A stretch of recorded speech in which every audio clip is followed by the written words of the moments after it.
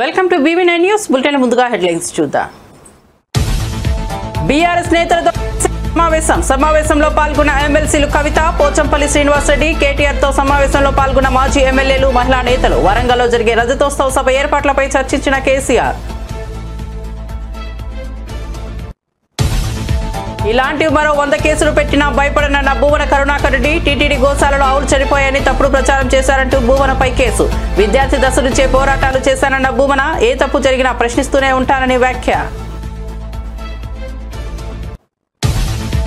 కాంగ్రెస్ పట్ల ఎలా ఉండాలో కేటీఆర్ సర్టిఫికేట్ అవసరం లేదన్న కిషన్ రెడ్డి. హైదరాబాద్ స్థానిక ఎన్నికల్లో కాంగ్రెస్ బీఆర్ఎస్ ఎందుకు పోటీ చేయడం లేదని ప్రశ్న. బీజేపీని ఓడించే ఏకైక లక్ష్యంతో కాంగ్రెస్ బీఆర్ఎస్ పనిచేస్తున్నాయని విమర్శ. కేటీఆర్ నోరదు లేకపోతే నాలుకో కోస్తామన్న ప్రభుత్వ విప్ బీర్ల ఐలయ్య. చిల్లర రాజకీయాల కోసం కేటీఆర్ సిగ్గులేని మాటలు మాట్లాడుతున్నారన్న ఐలయ్య. ఎన్నిసార్లు హెచ్చరించినా కేటీఆర్ తీరు మారడం లేదని మండిపాటు. మనం ఏడుస్తున్నామని మోదీ అంటున్నారని స్టాలిన్ ఫైర్. కేంద్ర నిధుల కోసం తమిళనాడు ప్రభుత్వం ఏడుస్తోందని మోదీ అంటున్నారని స్టాలిన్ మండిపాటు. మోదీ చేసిన వ్యాఖ్యలు సరికాదన్న సీఎం.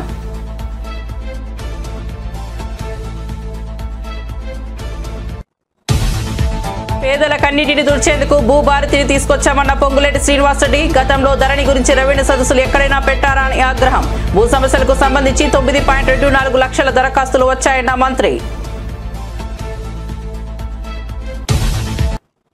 ఇక వార్త వివరాల్లోకి వెళ్తే, టీటీడీ గోశాలలో 100కు పైగా గోవులు చనిపోయాయని అసత్య ప్రచారం చేశారంటూ వైసీపీ నేత భూమన కరుణాకర్ రెడ్డిపై కేసు నమోదైన సంగతి తెలిసిందే. బీజేపీ నేత, టీటీడీ బోర్డు సభ్యుడు భానుప్రకాష్ రెడ్డి ఫిర్యాదు మేరకు పలు సెక్షన్ల కింద ఆయనపై కేసు నమోదు చేశారు. ఈ నేపథ్యంలో భూమన మాట్లాడుతూ, ఒక్క కేసు కాదు, ఇలాంటి మరో 100 కేసులు పెట్టుకున్నా తాను భయపడనని అన్నారు. వ్యక్తిగత దాడులు, వ్యక్తిత్వ హననాలు చేస్తే భయపడతామనుకుంటే అది మీ భ్రమ మాత్రమేనని చెప్పారు. మీ తప్పులను ఎత్తి చూపుతూనే ఉంటానని, ప్రజాస్వామ్యబద్ధంగా ప్రశ్నిస్తూనే ఉంటానని అన్నారు. తిరుపతిలో మీడియాతో మాట్లాడుతూ ఆయన ఈ వ్యాఖ్యలు చేశారు. జీవితాలను త్యాగం చేసి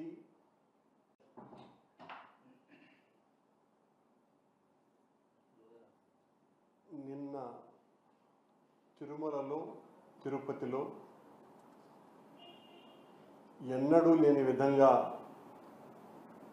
సాధువుల తిరుగుబాటును చూశాం. దాదాపు 100 మందికి పైగా సాధువులు హిందూ ధర్మ పరిరక్షణ కోసమని నడుం బిగించినటువంటి, జీవితాలను త్యాగం చేసి హిందూ ధర్మాన్ని కాపాడాలని కంకణబద్ధులైనటువంటి సాధువుల పట్ల ప్రభుత్వం ఎంత అమానుషంగా వ్యవహరించింది అంటే, వాళ్ళు కోరినటువంటి కోరిక ఏంటి? గతంలో మేము ప్రభుత్వంలో ఉన్నప్పుడు మేమేదో ముంతాజ్ హోటల్కు అనుమతులు ఇచ్చామని మా మీద ఇష్టం వచ్చినట్టుగా మాట్లాడినటువంటి తెలుగుదేశం పార్టీ, జనసేన పార్టీలు, బీజేపీ పార్టీలు వాళ్ళు అధికారంలోకి వచ్చిన తర్వాత అదే హోటల్కు అనుమతి ఇవ్వటం. అంతవరకు మేము అనుమతులు ఇవ్వలేదు. ఆ హోటల్కి అనుమతులు ఇచ్చినందుకు ఇది అన్యాయము అని నినదించినటువంటి సాధు పుంగవులను రౌడీల కంటే, సంఘ విద్రోహుల కంటే నీచాతి నీచంగా చూసి, పశువుల్ని తోసినట్టుగా తోసి వాళ్ళనందరినీ కూడా ఒక పనికిమాలిన వ్యాన్లలో కుక్కి వాళ్ళందరినీ బాకరాపేట అడవుల్లో వదలటం జరిగింది. బాకరాపేట పోలీస్ స్టేషన్ దగ్గర ఎంత దుర్మార్గంగా వ్యవహరిస్తుంది. హిందూ ధర్మ పరిరక్షణ కోసమని మేము ప్రాకులాడతాం, కట్టుబడి ఉన్నామని చెప్పేటువంటి చంద్రబాబు నాయుడు గారు, పవనానంద స్వాముల వాళ్ళ హయాంలో తిరుమల చరిత్రలోనే ఎన్నడూ లేని విధంగా దాదాపు 2000 సంవత్సరాలకు పైగా లిఖిత చరిత్ర ఉన్నటువంటి కొండ మీద ఇలా సాధువులు తిరుగుబాటు చేసినటువంటి సంఘటన ఒక్కటి కూడా లేదు. అలాంటిది ఈ రోజున కూటమి ప్రభుత్వం చేస్తున్నటువంటి ఈ అరాచకానికి వ్యతిరేకంగా వాళ్ళందరూ తిరుగుబాటు చేస్తే, నినదిస్తే వాళ్ళ పట్ల, సంఘ విద్రోహక శక్తుల పట్ల ఏ రకంగా అయితే వ్యవహరిస్తారో అలా ఆ కాషాయాంబరదారులందరినీ కూడా ఈడ్చి పారేసింది కూటమి ప్రభుత్వం.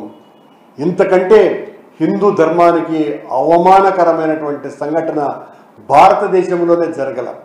అది మత కల్లోలాలు ఉన్నటువంటి ప్రదేశాలలో కూడా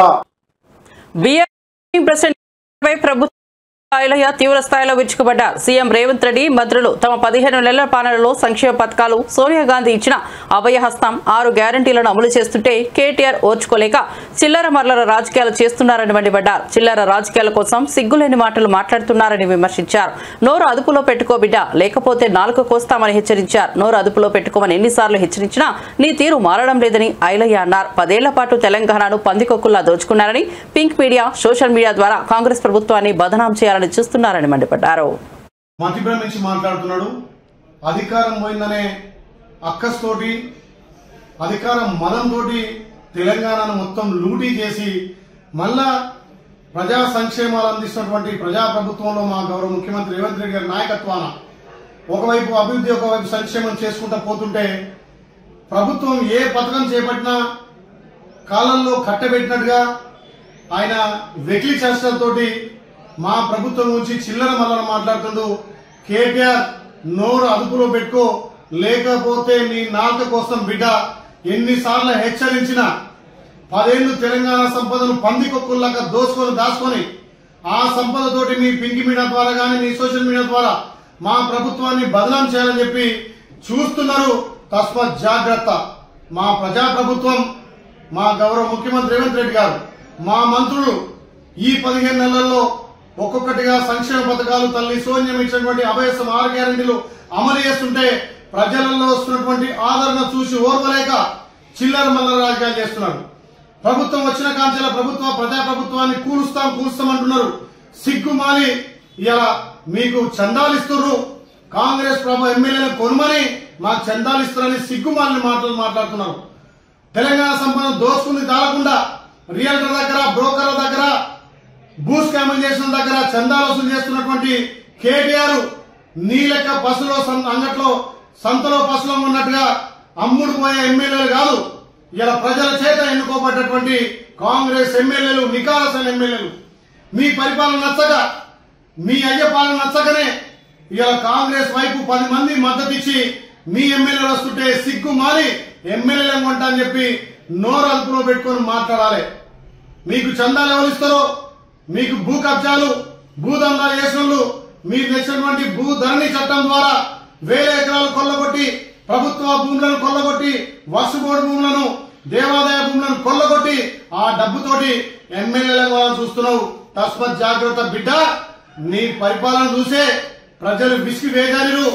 నువ్వు కాదు, నీ అయ్య కాదు, నీ జేజమ్మ దిగొచ్చిన తెలంగాణలో 10 సంవత్సరాలు ప్రజాపాలన గౌరవ ముఖ్యమంత్రి రేవంత్ రెడ్డి గారి నాయకత్వాన కాంగ్రెస్ పార్టీ 10 ఏళ్ల అధికారం ఉంటది.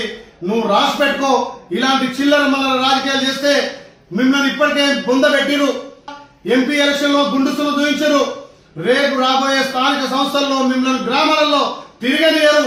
మా ప్రభుత్వం చేపట్టినటువంటి సంక్షేమ పథకాలు, మహిళలకు పెద్దపీట వేసినాం, రైతులకు పెద్దపీట వేసినాం, యువతకు ఉద్యోగాలు ఇచ్చినాం, ఇలా ఉద్యమకారులకు పెద్దపీట వేసినాం. ఇలా గ్రామాన రేషన్ బియ్యం, సన్న బియ్యం ద్వారా పేదోడికి 3 పూటల సన్న బియ్యం పెట్టే అవకాశం భారతదేశంలో ఏ ప్రభుత్వం చేయలే. ఓన్లీ తెలంగాణలో గౌరవ ముఖ్యమంత్రి రేవంత్ రెడ్డి నాయకత్వాన. కాంగ్రెస్ పార్టీ పట్ల ఎలా వ్యవహరించాలనే దానిపై కేటీఆర్ సర్టిఫికేట్ బీజేపీకి అవసరం లేదని కేంద్ర మంత్రి కిషన్ రెడ్డి స్పష్టం చేశారు. హైదరాబాద్ స్థానిక సంస్థల ఎన్నికల్లో కాంగ్రెస్, బీఆర్ఎస్ పార్టీలు ఎందుకు పోటీ చేయడం లేదని ఆయన ప్రశ్నించారు.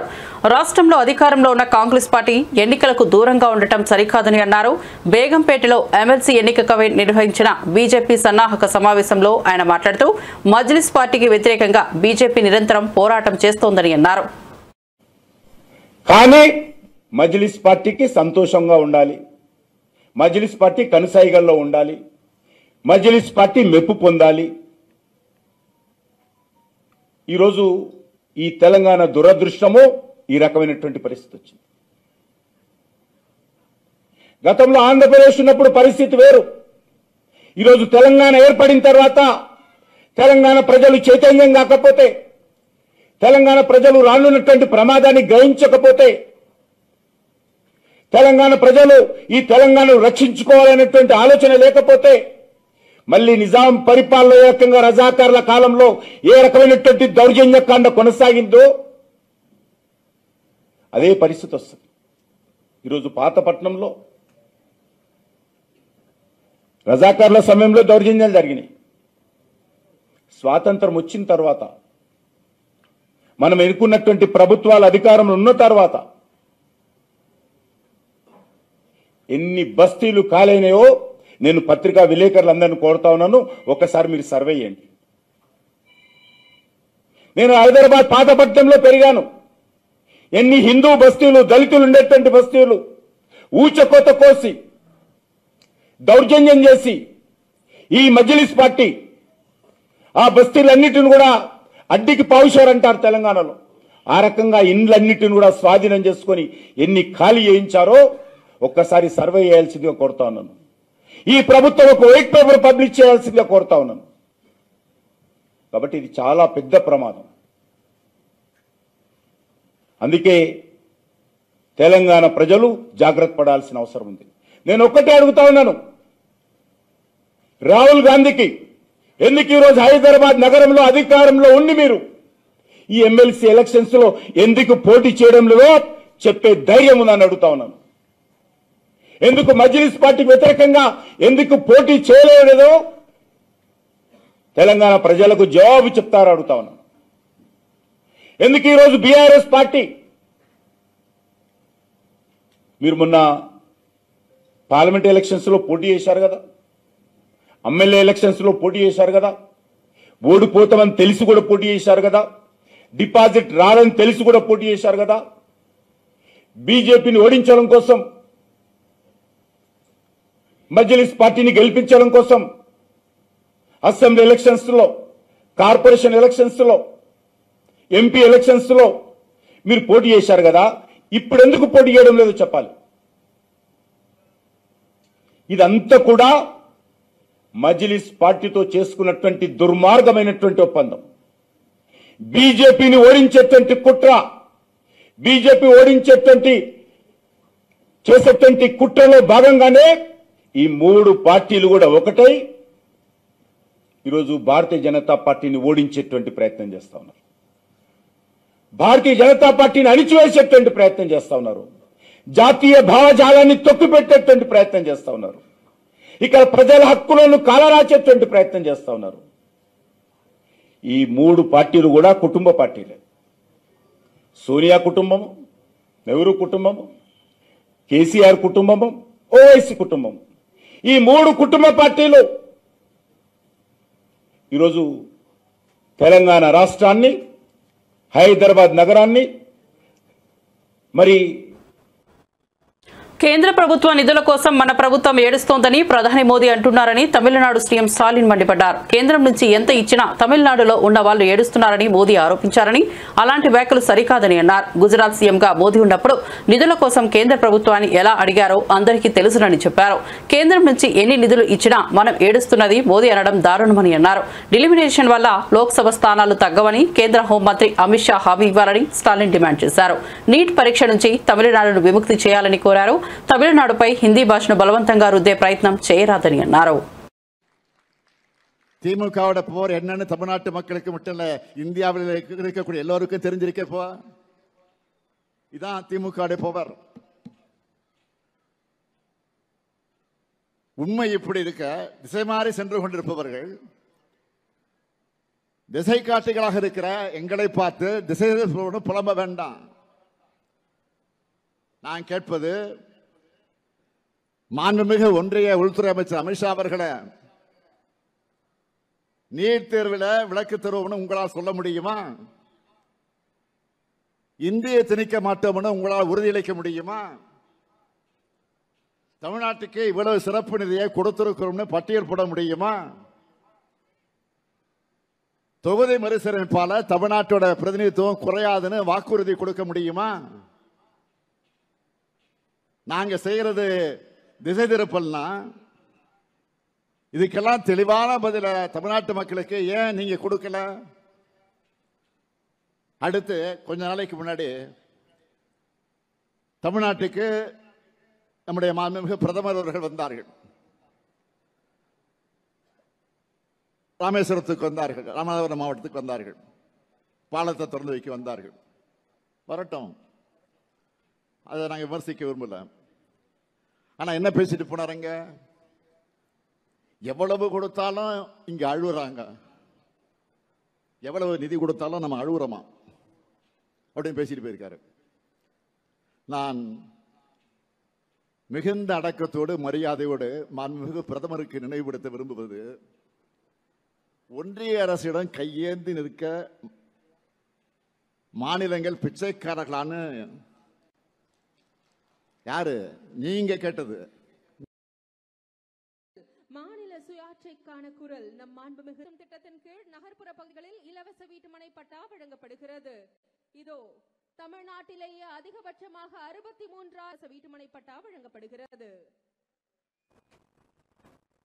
హైదరాబాద్ లో భారత రాష్ట్ర సమితి నాయకులతో మాజీ సీఎం కేసీఆర్ కీలక సమావేశం నిర్వహించారు. ఈ సమావేశంలో ఎమ్మెల్సీలు కల్వకుంట్ల కవిత, పోచంపల్లి శ్రీనివాసరెడ్డి పాల్గొన్నారు. అలాగే మాజీ ఎమ్మెల్యేలు, మహిళా నేతలు, పార్టీ వర్కింగ్ ప్రెసిడెంట్ కేటీఆర్ కూడా హాజరయ్యారు. వచ్చే వారంలో వరంగల్లో జరగనున్న బీఆర్ఎస్ రజతోత్సవ సభ ఏర్పాట్లపై ఈ సమావేశంలో చర్చ జరిగింది. మహిళల భాగస్వామ్యాన్ని పెంచేందుకు ప్రత్యేక ఏర్పాటు చేయాలని కేసీఆర్ సూచించారు. సభలో మహిళల కోసం ప్రత్యేక కార్యాచరణ ప్రణాళికలు రూపొందించాలని నేతలు నిర్ణయించారు. ఈ సభను పార్టీ బలాన్ని చాటే వేదికగా మలచాలని కేసీఆర్ నాయకత్వం స్పష్టంగా చేసింది. జహీరాబాద్ లోక్సభ నియోజకవర్గంపై గాంధీ భవన్ లో నిర్వహించిన సమీక్షా సమావేశంలో పీసీసీ చీఫ్ మహేష్ కుమార్ గౌడ్ కీలక వ్యాఖ్యలు చేశారు.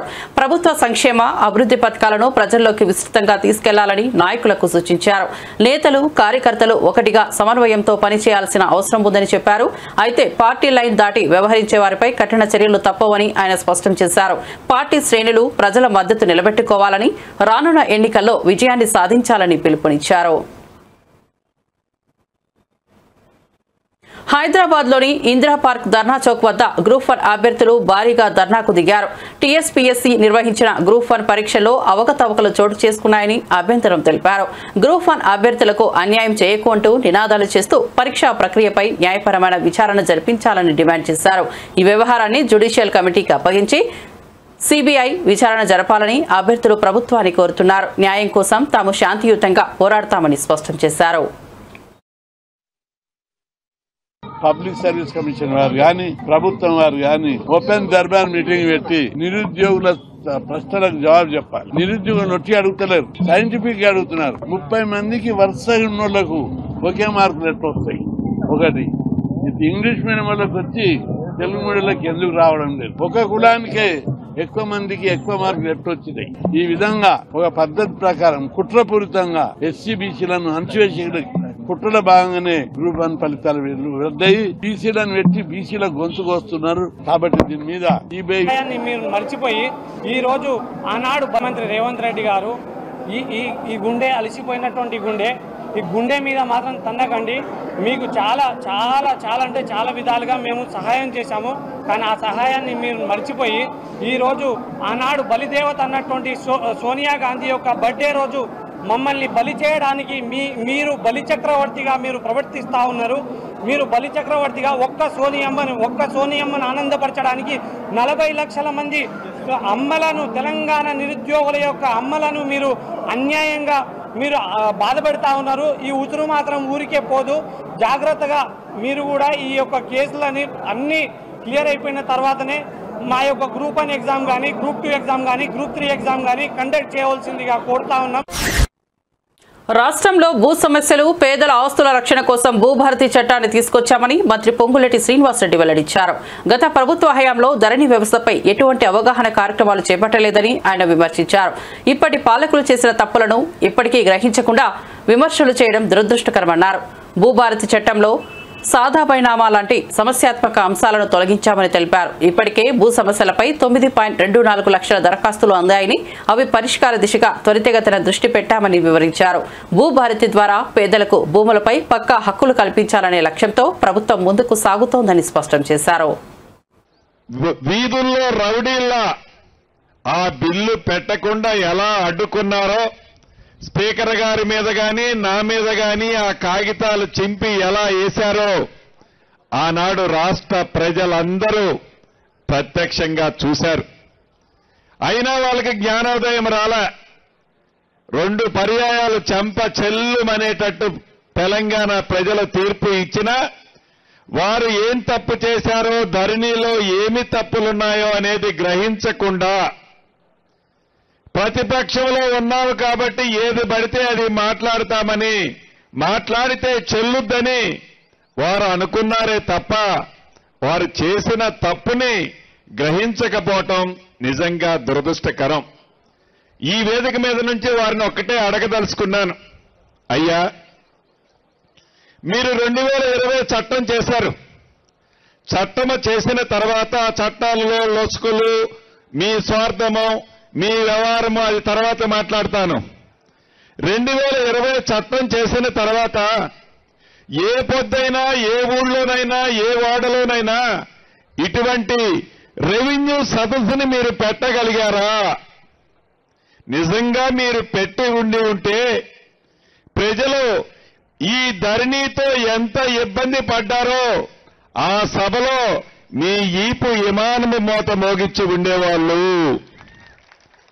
అంటే కనీసం ప్రజా దర్బారు రెవెన్యూను గురించి రెవెన్యూ సదస్సును కూడా పెట్టలేని ఒక చట్టాన్ని చేశామని ఒప్పుకోకుండా ఇంకా నోరడ్డం వేసుకొని నోరుంది కదా అని ఏది పడితే అది మాట్లాడితే తెలంగాణ ప్రజలు, ముఖ్యంగా ఇందిరమ్మ ప్రభుత్వాన్ని ఆశించిన ప్రజలు మిమ్మల్ని ఎప్పటికీ క్షమించరని తెలియజేసుకుంటున్నాను. ఇందాక విన్నాము, 2 ఆడబిడ్డ, ఒక ఆడబిడ్డ చెప్పింది, ఒక పర్వతాలు అన్న చెప్పాడు. ఆడబిడ్డ వ్యవహారం చెప్తాను. ముందుగా ఏదైతే ఆనాడు 2020 చట్టం చేసేటప్పుడు చట్టం చేయటానికి 2 రోజుల ముందు, చట్టం వేసిన తర్వాత 2 రోజుల తర్వాత ఆన్లైన్లో సాదా బైనామాలు, అంటే మీ తాతనో, మీ తండ్రినో, మీ ముత్తాతనో ఎవరి దగ్గరనో ఒక 5 ఎకరాలు భూమి కొని ఆనాడు రిజిస్ట్రేషన్ ఛార్జీలన్నా మిగులుతాయి కదా అని తెల్ల కాగితం మీదనో 10 రూపాయల స్టాంపు మీదనో ఒక కాగితం రాసుకున్నారు. ఆ రాసుకున్న కాగితం నిజం. ఆ రాసుకున్న కాగితాన్ని భూమిలో ఆ రైతన్న, ఇందాక ఆడబిడ్డ సాగులో ఉంది, మీరు చట్టం తీసుకొచ్చారు, అప్లికేషన్లు పెట్టుకోమన్నారు. ఆ అప్లికేషన్లు ఆన్లైన్లో మా ఆడబిడ్డ కూడా పెట్టిందని చెప్పింది. అప్లికేషన్లు అయితే పెట్టుకోమన్నారు కానీ చట్టంలో సాదా బైనామాలకు సంబంధించిన అంశాన్నే ఎత్తేశారు మీరు. అంటే ప్రజలని, రైతులని, గిరిజన ప్రాంతంలో ఉండే నిరుపేద పేదలని ఎలా మభ్యపెట్టాలో మోసం చేశారు ఆనాడు మీరు ఆ చట్టంలో. మన ఇందిరమ్మ ప్రభుత్వంలో ఈ భూభారతి చట్టంలో ఏదైతే ఆనాడు 9,24,000 అప్లికేషన్లు ఆన్లైన్లో ఉన్నాయో, ఈ ఆన్లైన్లో ఉన్న 9,24,000 అప్లికేషన్లు న్యాయమైన ప్రతి దాన్ని చిత్తశుద్ధితో మా అధికారులు పరిష్కరించే విధంగా ఈ చట్టంలో అవకాశాన్ని కల్పించాం. అదే భూభారతి. పశ్చిమ గోదావరి జిల్లా పాలకులు నియోజకవర్గంలో పర్యటించిన రాష్ట్ర మంత్రి నిమ్మల రామానాయుడు పాలకులు మండలంలోని పొడూరు ప్రాంతంలో 2.62 కోట్లతో నిర్మించనున్న పంట కాలువల పక్క రోడ్లకు శంకుస్థాపన చేశారు. ఈ సందర్భంగా మాజీ సీఎం పై తీవ్ర విమర్శలు చేశారు. మరోసారి అధికారం కోసం జగన్ విద్వేషాలు రెచ్చగొడుతున్నారని ఆరోపించిన మంత్రి నిమ్మల రోడ్డు ప్రమాదంలో మరణించిన పాస్టర్ ప్రవీణ్ ఘటనపై వైసీపీ చేస్తున్న దుష్ప్రచారాన్ని తీవ్రంగా ఖండించారు. వక్ఫ్ బిల్లుపై వైసీపీ తీసుకుంటున్న ద్వంద్వ వైఖరిని ప్రజలు గమనిస్తున్నారని వ్యాఖ్యానించారు. పార్లమెంట్ చరిత్రలో ఓటింగ్ అయ్యాక విప్ జారీ చేసిన ఘనత జగన్దేనంటూ ఎద్దేవా చేశారు. నాస్తికుడిని టీటీడీ చైర్మన్గా నియమించడం వైసీపీ చేసిన భయంకర తప్పిదమని నిమ్మల వ్యాఖ్యానించారు. 10-15 వార్డులు ముంచేసేటువంటి దుఃఖదాయని ట్రైను. ఏదైతే ఎన్నికల ముందు నేను ఒక మాట ఇచ్చాం, రేపు అధికారంలోకి వచ్చిన తర్వాత దీన్ని పూర్తి చేసేటువంటి బాధ్యత తీసుకుంటానని మాట ఇచ్చాను. ఎందుకంటే ఆ రోజు 14-19లో నేను పనులు ప్రారంభిస్తే ఆ రోజు వైసీపీ గద్దలు అడ్డుకున్నటువంటి పరిస్థితి. కొన్ని 5 సంవత్సరాల్లో వాళ్ళు ఏమన్నా చేశారని అంటే మరి ఒక్క అరబస్తా సిమెంట్ కానీ ఒక్క రూపాయి చేయలేదు కదా, నేను తెచ్చిన నిధులు కూడా రద్దు చేసినటువంటి పరిస్థితి. మళ్ళీ ఈరోజు అధికారంలోకి వచ్చిన 9 నెలల్లోనే మళ్ళీ ఈరోజు మరి 14 కోట్ల రూపాయలు అక్షరాల ఈ యొక్క దమ్మయపర్తికి నిధులు కేటాయించి మరి మొన్ననే మేము కొబ్బరికాయ కొట్టాము. మరి మొన్ననే తర్వాత రోజు కొలతలు వేశారు, మళ్ళీ ఈ రోజు వెంటనే పనులు కాంక్రీట్ పనులతో సహా ప్రారంభించారు. అంటే మాట ఇస్తే ఆ మాటను నిలుపుకోనేయడానికి ఈ యొక్క దమయపర్తి డ్రైనే ఒక ఉదాహరణ అనే విషయాన్ని సందర్భంగా తెలియజేసుకుంటూ, ఇది క్లిష్టమైనటువంటి పని, ఊబిలో చేసేటువంటి పని. ఎప్పటికప్పుడు డ్రైన్స్ నుంచి నీరంతా కూడా దీంట్లోకి వచ్చేసేటువంటి పరిస్థితుల్లో కూడా, అటువంటి ప్రతికూల పరిస్థితుల్లో కూడా వర్క్ ని ఎప్పటికప్పుడు ఇన్స్పెక్షన్.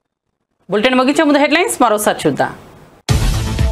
బీఆర్ఎస్ నేతలతో సమావేశంలో పాల్గొన్న ఎమ్మెల్సీలు కవిత, పోచంపల్లి శ్రీనివాసరెడ్డి, కేటీఆర్ తో సమావేశంలో పాల్గొన్న మాజీ ఎమ్మెల్యేలు, మహిళా నేతలు. వరంగల్లో జరిగే రజతోత్సవ సభ ఏర్పాట్లపై చర్చించిన కేసీఆర్. ఇలాంటివి మరో 100 కేసులు పెట్టినా భయపడనన్న భూమన కరుణాకర్ రెడ్డి. టీటీడీ గోశాలలో ఆవులు చనిపోయాయని తప్పుడు ప్రచారం చేశారంటూ భూమనపై కేసు. విద్యార్థి దశ నుంచే పోరాటాలు చేశానన్న భూమన, ఏ తప్పు జరిగినా ప్రశ్నిస్తూనే ఉంటానని వ్యాఖ్య. కాంగ్రెస్ పట్ల ఎలా ఉండాలో కేటీఆర్ సర్టిఫికేట్ అవసరం లేదన్న కిషన్ రెడ్డి. హైదరాబాద్ స్థానిక ఎన్నికల్లో కాంగ్రెస్ బీఆర్ఎస్ ఎందుకు పోటీ చేయడం లేదని ప్రశ్న. బీజేపీని ఓడించే ఏకైక లక్ష్యంతో కాంగ్రెస్ బీఆర్ఎస్ పనిచేస్తున్నాయని విమర్శ. కేటీఆర్ నోరదు లేకపోతే నాలుక కోస్తామన్న ప్రభుత్వ విప్ బీర్ల ఐలయ్య. చిల్లర రాజకీయాల కోసం కేటీఆర్ సిగ్గులేని మాటలు మాట్లాడుతున్నారన్న ఐలయ్య. ఎన్నిసార్లు హెచ్చరించినా కేటీఆర్ తీరు మారడం లేదని మండిపాటు. మనం ఏడుస్తున్నామని మోదీ అంటున్నారని స్టాలిన్ ఫైర్. కేంద్ర నిధుల కోసం తమిళనాడు ప్రభుత్వం ఏడుస్తోందని మోదీ అంటున్నారని స్టాలిన్ మండిపాటు. మోదీ చేసిన వ్యాఖ్యలు సరికాదన్న సీఎం.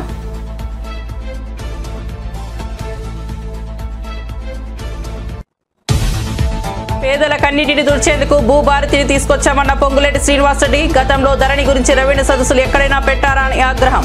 భూ సమస్యలకు సంబంధించి 9.24 లక్షల దరఖాస్తులు వచ్చాయన్న మంత్రి. ఇవి బులెటిన్ విశేషాలు. చూస్తూనే ఉండండి VV9 న్యూస్.